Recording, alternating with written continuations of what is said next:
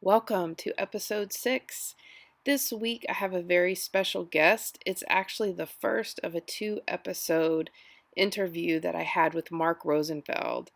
He is Australia's most subscribed dating and relationship coach for women and has a passion for empowering women to take control of their love life, find their confidence, and with it, the man of their dreams. He is a published author, Make Him Yours, Beating the Odds of Modern Dating, and it is my pleasure to bring him to you and all of his wisdom. This week, he's going to share what we as women need to know about modern dating, what we need to know about men, and he's going to introduce the idea of masculine feminine energy. Mark, thank you so much for joining us on Define the Narrative podcast. Hey, thank you for having me. It is a pleasure to be here, Ann. I'm excited for what we're going to talk about today. Absolutely. Well, I'm going to get right to it. So there are women all over the world that are trying to date, especially coming out of this pandemic. What are the top struggles women have in dating? Oh, I hear about them every day. The frustrations with modern dating, the apps, the ghosting, the disappearing, the inconsistency, the texting. There's a lot of those superficial frustrations these days. And look, I don't hear it quite as often as I used to, but I hear that, dating used to be simple. It used to be easy. The guy had to make the call and meet my mum on the phone or my dad on the phone, or even before that, he had to knock on the door. So dating has changed, and the interconnected world has meant that the floor has kind of been taken out. It's almost like the barrier to entry has evaporated now, and there's no real barrier to entry whatsoever. So in the past, there was structure that created sort of minimum standards that people had to step up to. But that, as I say, that floor has now been taken away. So it's really up to you to set those standards. And it is hard to do. It can be frustrating. And to be honest with you, I work with a lot of clients where, because modern dating can be hit and miss at times, you have a lot of those low-level connections you've got to filter out quickly. That can really hit some of their trauma wounds or their abandonment stuff or their, doubts about themselves.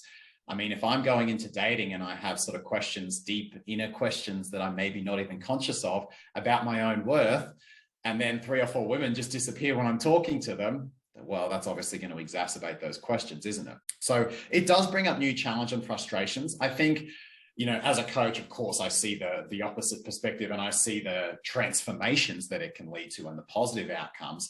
It does force us to confront some of our triggers and some of our beliefs and self-worth doubts about ourselves and things.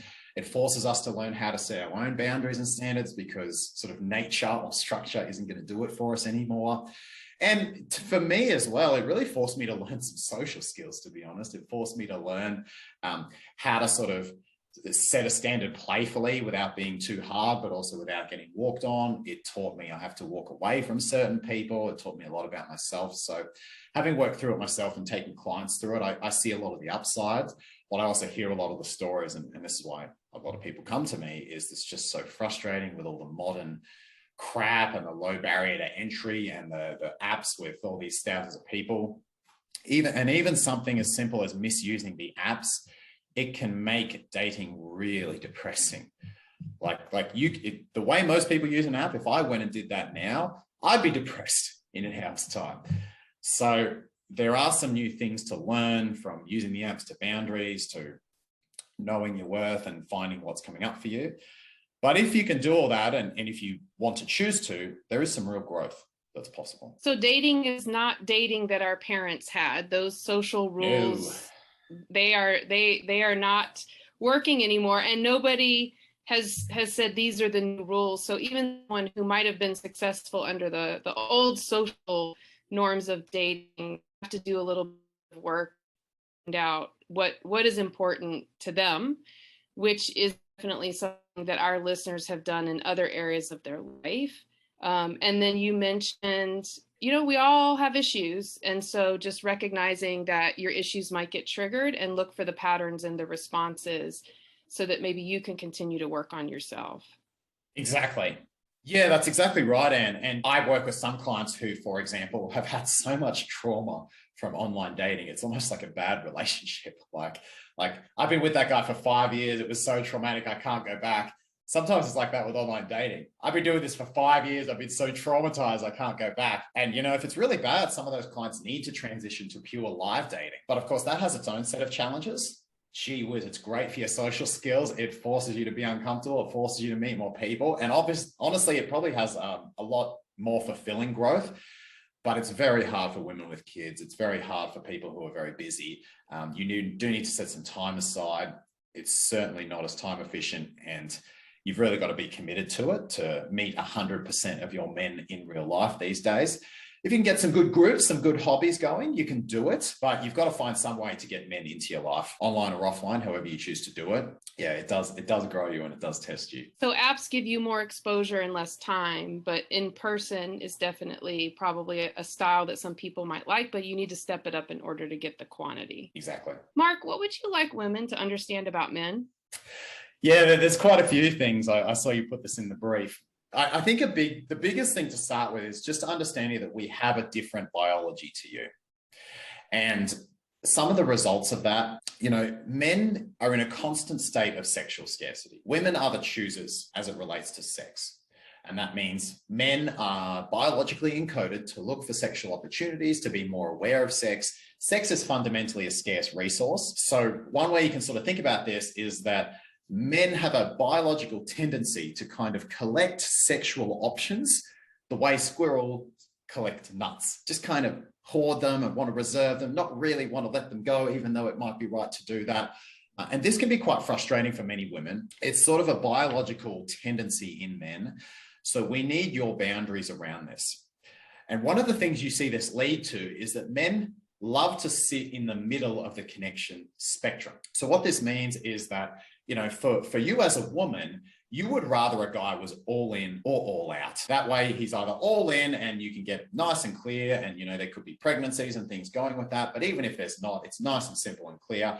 Or at least if he's like, I'm totally not interested, I don't want this, that would be clear as well, because you go, okay, well, I've now got the freedom to go find someone else. So women are comfortable at either end of the connection spectrum, but you're not so comfortable in the middle. It takes up your brain space. You don't really know if he's in or out. It's hard to date anyone else. Women tend to not be as natural multi-daters as are men. Women just don't like being in the middle. Well, biologically speaking, that makes sense, but it's also biologically sensible for men to be in the middle. Men are kind of like cats in this way. If you open the screen door and let the sort of cat in or out, the cat just sits at the door trying to figure out what it wants. And you could stand there all freaking day if you let the cat sort of walk all over you with the cat not making a decision. On the one end of the spectrum, the commitment end, the man has a lot of risk committing to you, believe it or not. He has the biggest biological risk, which is getting cuckolded, which is where you sleep with someone else and he's now raising someone else's baby. That's the biggest biological risk. That's essentially biological death. So there's that fear. There's also the fear of raising a family, the fear of, am I man enough? Do I have enough resources? Am I set up enough? That one's particularly prevalent in young men. So there's a whole bunch of fears that come with commitment that men associate. But men at the other end of the spectrum are human too. And men are still emotional. We still need connection. We still get lonely. And we still have this constant thing to collect sexual options, because biological death if we don't find some sexual options, if we don't find some nuts. So we get quite uncomfortable at the no zero commitment end either. And this is why men are almost like gravity. We just gravitate towards the middle, because in the middle, we can have our nuts, we can have our sexual options, and we don't have the pressures of either pregnancy, cuckolded, responsibility at one end, or fear of loneliness at the other end. The good news for you women is that because you're ultimately the deciders of sex, when it comes to who makes the final call, you get to set the boundaries and make that choice. And a lot of men will, even though it scares them, make a choice if you set precedent for that as to one end or the other. But I guess the take-home point is, if you don't set boundaries with men, all men will just gravitate towards the middle of the commitment spectrum if you let them. And that's why your boundaries are important. That's why, the squirrel may want lots of nuts, but if you threaten to take its favorite nut and it has to choose between its favorite nut or all the other nuts, if it really likes that favorite nut, it will keep the favorite nut and lose its other nuts. And that's as a man matures and gets more open to the idea of commitment, that's essentially what's happening there. So I think that's a big thing to understand about men. I see a lot of women frustrated that they're going towards the middle of the commitment spectrum. Men will always do that. That's their natural tendency. You've got to set boundaries with it to balance it out. And I'd say probably the other thing that women really need to understand about men is that men are very emotional. Men, like women, make all their decisions from emotion, but you won't see it. They won't talk about it. And the emotions are very compartmentalized and down. I mean, why do men pull away from relationship and focus on career? That's an emotional decision.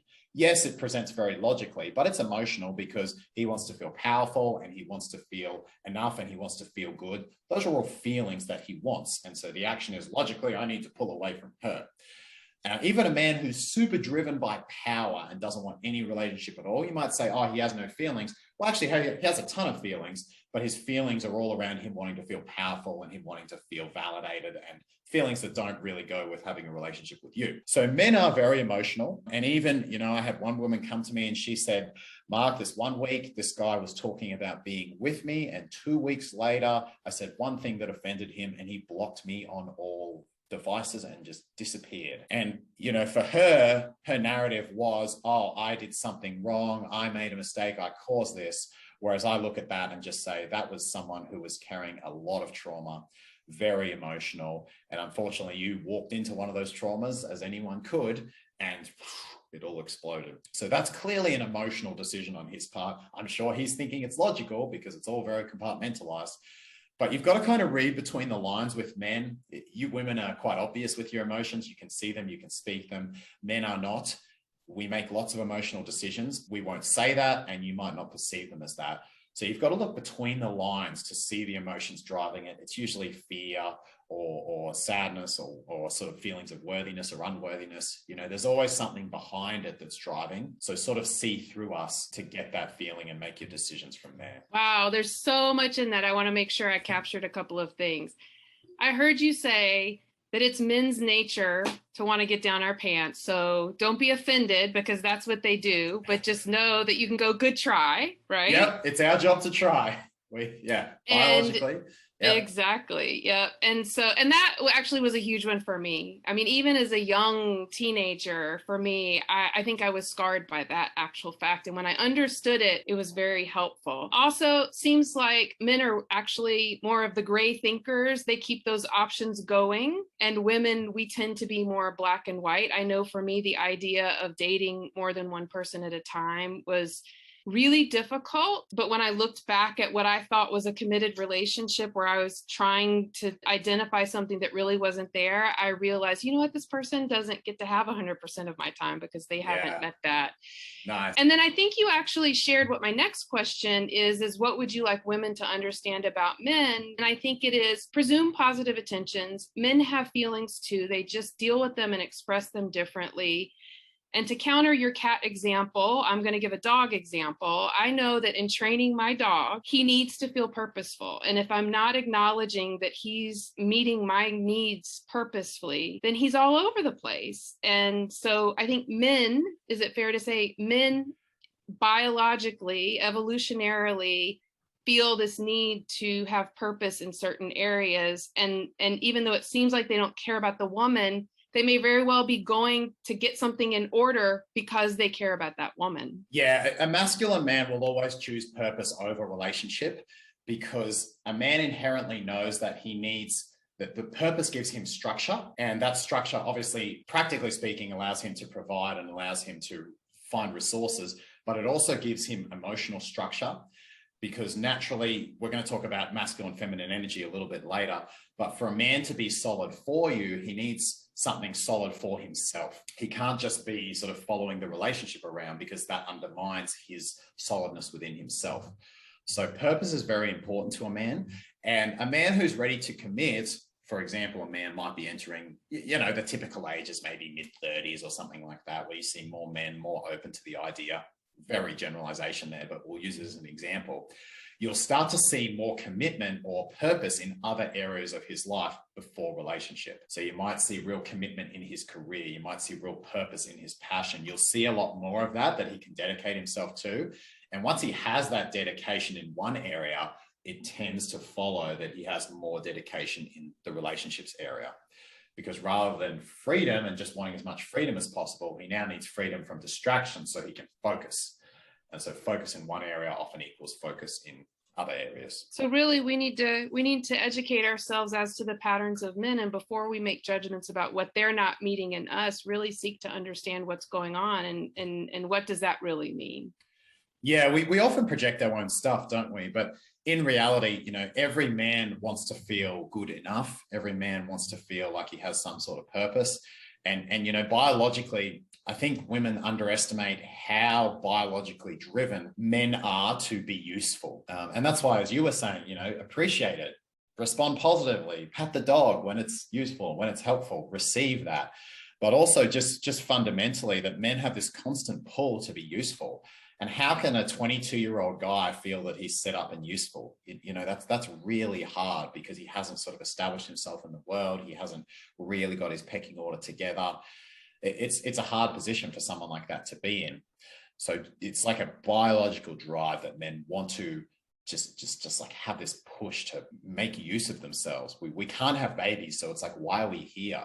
You know, biologically, we have that pressure to do something for the tribe. And we are going to move on to the masculine feminine question, but I wanted to follow up on one more idea, and that is the idea that you have to date. If you know what you want and what your standards are, it's like shopping for that great pair of shoes. You cannot expect the first person or the first pair of shoes you put on to be the perfect one, and really challenge yourself to ask that and not be afraid. And in that, get used to dating, getting used to walking away and having people walk away from you and know that that's okay. Yeah, it builds such personal resilience. I mean, it's kind of funny that women are never as natural multi-daters as men. And yet when they do it, they get so much more out of it. There's so many more benefits, you know, even for women.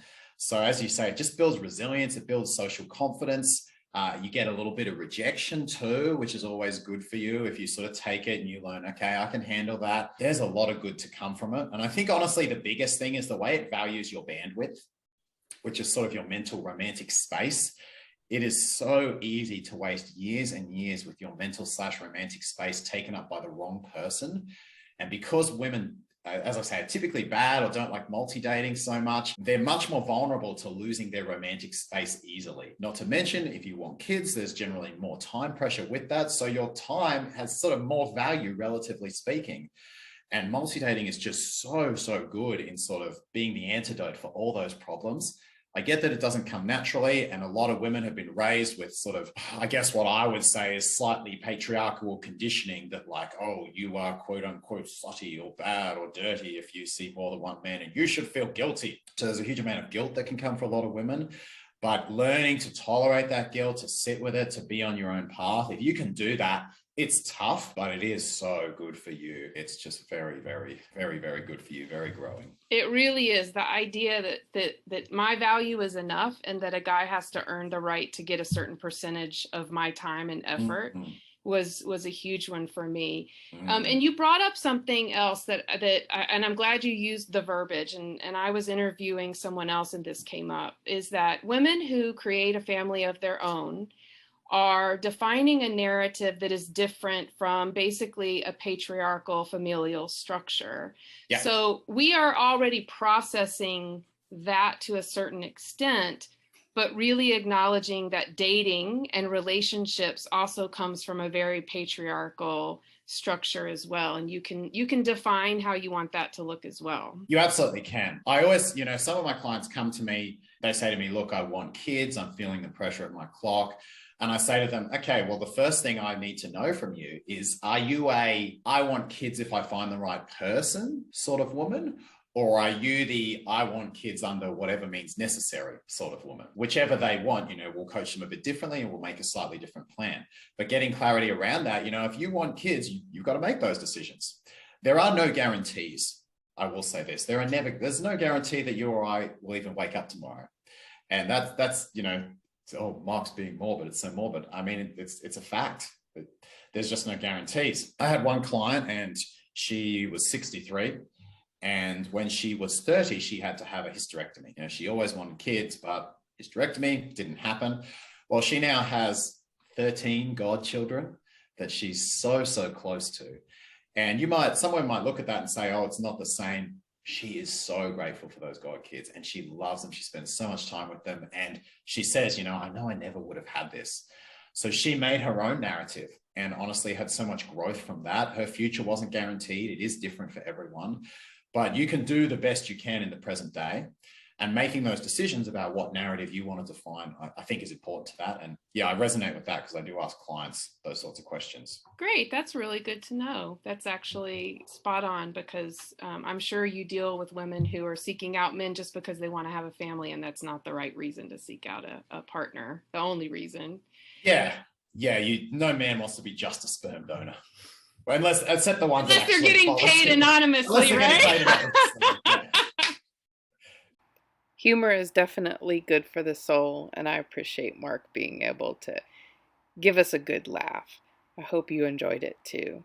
Next week, we're going to continue the conversation about masculine and feminine, and Mark's going to help us wrap our brains around how we can manage dating as only parents and potential limited time, and trying to figure out how we can find not just a man, but find the perfect man.